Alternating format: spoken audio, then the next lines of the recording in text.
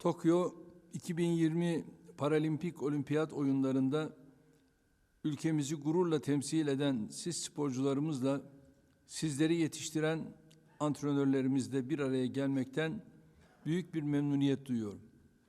Her birinizi başarılarınızdan ötürü ülkem ve milletim adına tebrik ediyorum. Malumunuz geçen sene koronavirüs salgını sebebiyle birçok uluslararası spor etkinliği gibi Tokyo 2020 olimpiyatları da gerçekleştirilemedi. Salgın şartlarının nispeten hafiflemesiyle önce yaz olimpiyat oyunları 23 Temmuz-8 Ağustos 2021 tarihleri arasında başarıyla icra edildi. Türkiye olarak bu uluslararası spor organizasyonunda farklı branşlarda elde ettiğimiz 15 madalyayla tarihi bir başarıya imza attık. Yangın ve sel felaketiyle mücadele ettiğimiz zorlu bir dönemde Tokyo'dan gelen müjdeli haberlerle milletçe büyük bir heyecan ve sevinç yaşadık. Tokyo'dan madalyayla dönen sporcularımızı külliyede misafir ettiğimizde aynı başarıyı paralimpik milli takımımızdan da beklediğimizi dile getirmiştik. Yaz olimpiyatlarına katılan sporcularımız gibi siz de bizi mahcup etmediniz. Paralimpik olimpiyatlarında 2 altın, 4 gümüş, 9 bronz olmak üzere toplamda 15 madalyaya ulaşarak milletimizi gururlandırdınız. Başarılarınızla 84 milyonun umudu ve iftihar kaynağı oldunuz. Bu madalya sayılarıyla Tokyo 2020 olimpiyatları her iki alanda da ülkemizin en yüksek başarıya ulaştığı olimpiyatlar olarak tarihe geçmiştir. Daha önce paralimpik oyunlarında en çok madalyayı toplam 10 madalya ile 2012 Londra'da kazanmıştık. Tokyo'da bu rekoru oyunların ilk haftasında kırmayı başardık. Golbol kadın milli takımımız ile masa tenisinde Abdullah Öztürk ülkemize altın madalya getirdiler.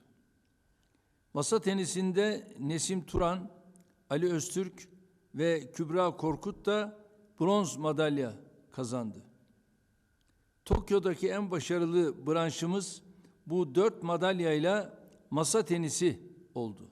Okçulukta Nihat Türkmenoğlu gümüş, Bahattin Hekimoğlu bronz, karışık takımda Öznur Cüre, Bülent Korkmaz gümüş olmak üzere 3 madalya geldi. Judoda Recep Çiftçi ile Zeynep Çelik bronz, tekvandoda Meryem Çavdar gümüş, Mahmut Bozteki ise bronz madalya kazandı. Atıcılıkta kadınlarda Ayşegül Pehlivanlarla gümüş, halterde Besra Duman'la bronz sevinci yaşadık. Yüzmede ise Sevilay Öztürk bronz madalya alarak ülkemizde bu branşta tarihinin ilk madalyasını kazandırdı. Yüzmede Elif İldem 100 metre serbest stil elemelerinde olimpiyat rekoru kırdı. Golbol kadın milli takımımız ise tam anlamıyla bir efsaneye dönüştü. Millilerimiz üst üste 2 kez paralimpik oyunlar şampiyonu olarak tarihimize altın harflerle geçti. Sevda Altınoluk attığı az önce de söylendiği gibi 46 golle gol kraliçesi unvanını da kazandı. Milletimizi gururlandırdığınız, bizlere tarihi bir sevinç yaşattığınız için her birinize ayrı ayrı şahsım, milletim adına teşekkür ediyorum. Ülkemiz adına 16. Paralimpik oyunlarına katılan tüm sporcularımız cesaretleri ve gayretleriyle her türlü takdiri hak ediyor. Evlatlarımızın tamamı canlarını dişlerine takarak en güzel şekilde milletimizi temsil etmeye çalıştılar. Kaybettiğimiz müsabakalarda dahi sporcularımız son saniyeye kadar mücadeleyi asla bırakmadılar. Genç, inançlı, azimli ve başarı odaklı sporcularımız yarınlar için, bir sonraki olimpiyatlar için beklentilerimizi de bir hayli yükselttiler. Sporcularımıza tekrar şükranlarımı sunuyorum. Kıymetli misafirler, sporda başarı dünden bugüne netice alabileceğiniz bir olgu değildir. Özellikle bu kadar çeşitli branşta elde edilen başarılar asla tesadüf değildir. Sporda başarı için doğru, gerçekçi, etkili bir strateji ortaya koymalı ve temelleri sağlam tutmalısınız. Özellikle modern yatırımlarla çağın teknolojisini altyapıya yansıtmalısınız. Biz işte son 19 yılda diğer alanlarda olduğu gibi sporda da bunu yaptık, bunu başardık. Ülkemizdeki toplam spor tesisi sayısını 1575'ten 3915'e yükselttik. Sentetik futbol, basketbol ve voleybol sahalarını mahallelere kadar yaydık. Atletizm pistlerimizin sayısını 12'den 56'ya, yarım ve tam olimpik yüzme havuzlarımızın sayısını 46'dan 279'a, spor salonlarımızın sayısını 372'den 904'e çıkarttık. Türkiye genelinde yaptığımız stadyumlardan 32'sini tamamladık. 9 tanesinin yapımı, 5 tanesinin de proje ve ihale çalışmaları devam ediyor. Yetenekli sporcularımızı uluslararası müsabakalara hazırlamak üzere Türkiye olimpiyatlara hazırlık merkezlerini devreye aldık.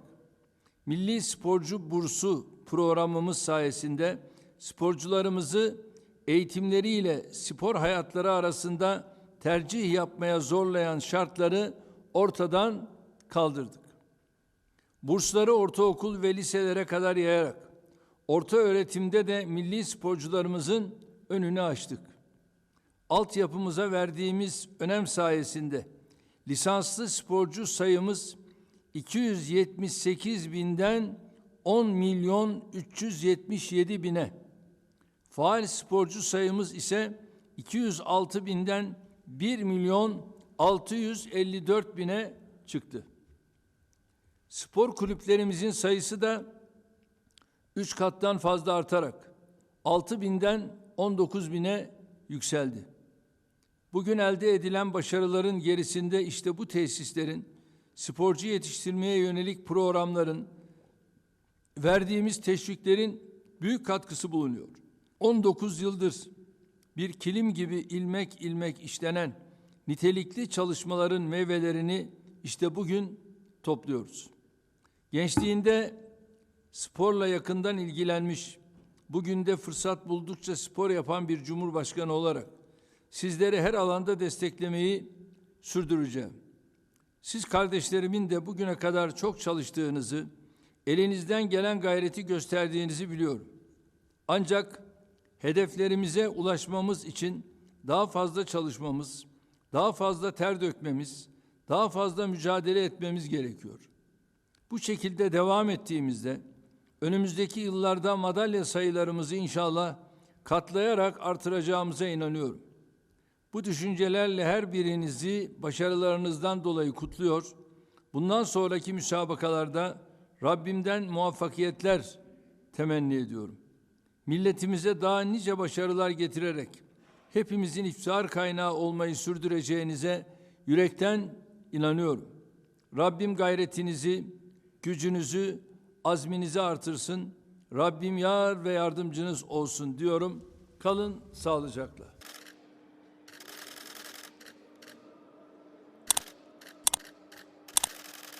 Tamam efendim.